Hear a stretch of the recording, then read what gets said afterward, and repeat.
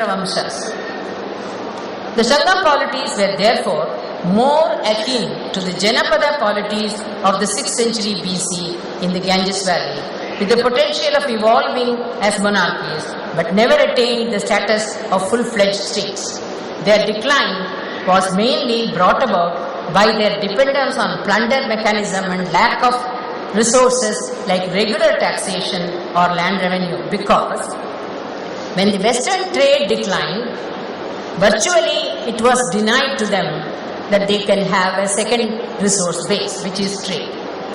Now the transition towards the state system occurred after the 3rd century AD, in the 4th, 6th century period, when agrarian institutions began to emerge.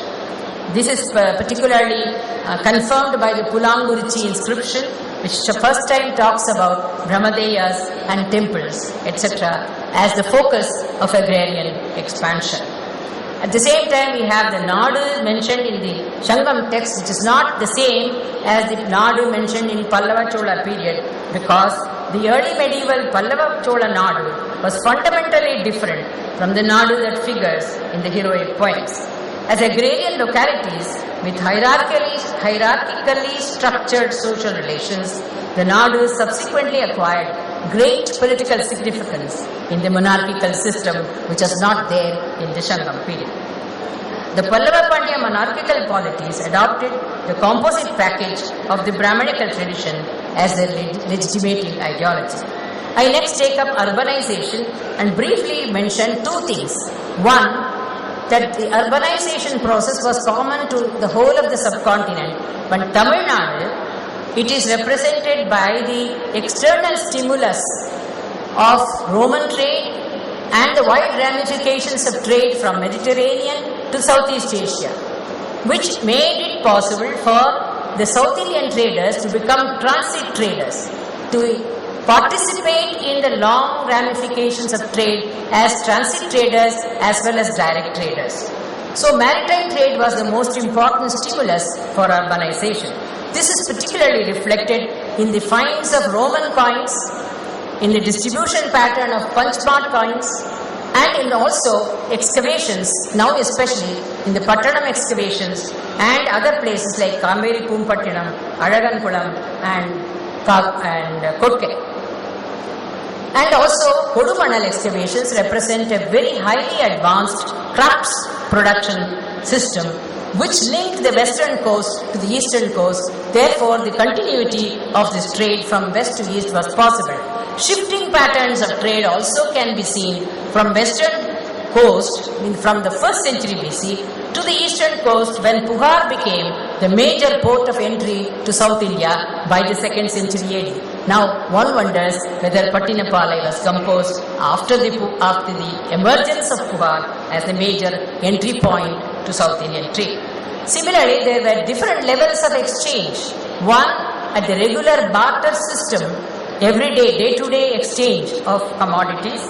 The second, at the higher level of exchange in the long-distance trade between the Roman world, Greco-Roman world and Southeast Asia and South India. So these are two different levels which do not show that South India had a clear-cut market system.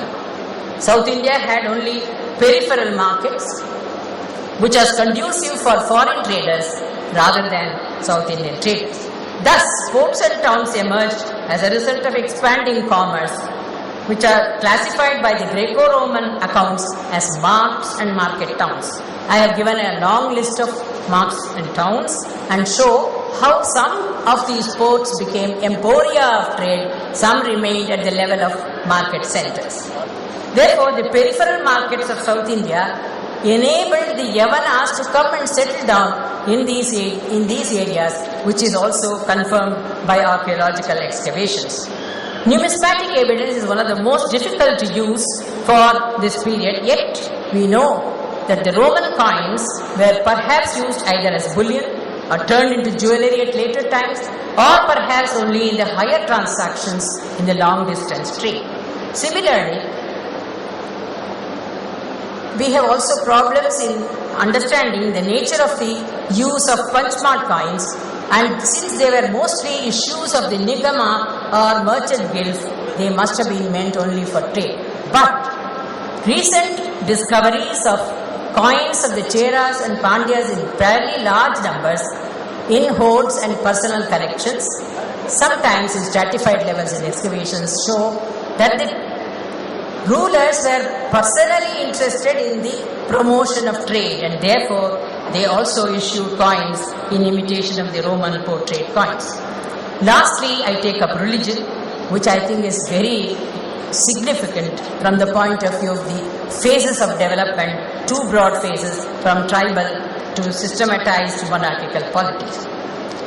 Researches on religion of the early Tamils provide important insights into the nature of Sangam religion. The concept of Thinai provides a clue to the nature of Tamil worship as anthropocentric with a predominant folk component. கூடிய அருமையான அரங்கத்தை அமைத்து கண்காட்சியை அமைத்து இதை பார்க்காமல் நாங்கள் திரும்ப மாட்டோம் என்கின்ற அளவுக்கு ஒவ்வொரும் ஈடு இணையற்ற ஒரு அருங்காட்சியை இங்கே அமைத்திருக்கின்ற இங்கே அமர்ந்திருக்கின்ற கல்வி அமைச்சர் மாண்புமிகு தங்கம் தென்னரசு அவர்களே, அனைத்து மக்களாலும் பாராட்டப்படுகின்ற அவருக்கும் பேராசிரியர் குழந்தை சுவாமி அவர்களுக்கும் அன்போடு அமர்ந்திருக்கின்ற கனிமொழி எம்ஐஆர் அவர்களுக்கும் ஆன்றோர்களுக்கும் பெரியோர்களுக்கும் எனது வணக்கத்தை தெரிவித்துக் கொண்டு ஒரு சிறிய அனுபவத்துடன் என்னுடைய கட்டுரையை வழங்க இருக்கின்றேன். லண்டன் ஹைகோர்ட்டில் நான் ஒரு முக்கியமான ஒரு வழக்கிலே சாட்சியாக செல்லும் வாய்ப்பு ஏற்பட்டது. அப்பொழுது அந்த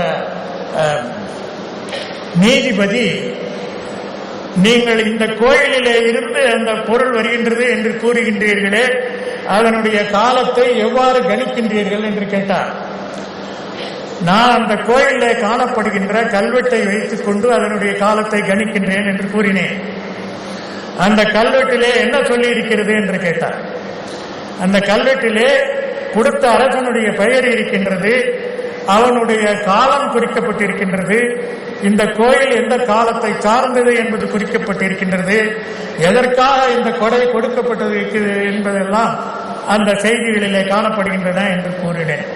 அதெல்லாம் சரி, அந்த கல்வெட்டு இந்த கோயிலை அவன் கட்டினான் என்று கூறியிருக்கிறதா என்று கேட்டார்கள்.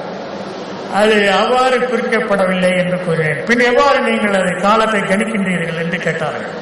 அப்பொழுது அந்த கோயிலிலே உள்ள கல்வெட்டு சோழர் கால கல்வெட்டு இருக்கின்ற காரணத்தாலும் அரசனுடைய பெயர் தெரியும் ஆகினாலும் ஆயிரக்கணக்கான கல்வெட்டுக்கள் பல இடங்களிலே இருந்து இது எந்த அரசன் என்பது நமக்கு தெரியும் ஆகினாலும் அதன் அடிப்படையிலே இது 12ஆம் நூற்றாண்டை சார்ந்ததாக இருக்க வேண்டும் அல்லது அதற்கு முன்னதாக இருக்க வேண்டும், பிற்காலத்ததாக இருக்க முடியாது என்று கூறினேன். அதை ஐ அக்செப்ட் என்று கூறி பிறகு அதன் அடிப்படையிலே அந்த நீதியை வழங்கினார் என்பது என்னுடைய அனுபவம். அதிலிருந்து ஒன்று தெரிந்தது, காலத்தை கணிப்பது என்பது ஏதோ சப்ஜெக்டிவ் ரிஃப்ளெக்ஷனாக இருக்கக்கூடாது, அப்ஜெக்டிவ் எவிடன்ஸின் பேரிலே அதை கணிக்க வேண்டும் என்கின்ற ஒரு அடிப்படை சான்றை நாம் வைத்துக் கொண்டுதான் எதனுடைய காலத்தையும் கணிக்க வேண்டும் என்பது தெரிந்தது. அதன் அடிப்படையிலே என்னுடைய கட்டுரையை கல்வெட்டின் அடிப்படையிலே சங்ககால காலத்தை எவ்வாறு நீங்கள் கணிக்கின்றீர்கள் என்று சொல்ல வேண்டும் என்று என் இளைய நண்பர் ராஜேந்திரன் அவர்கள் குறிப்பிட்டார்கள். அதன்படி இதை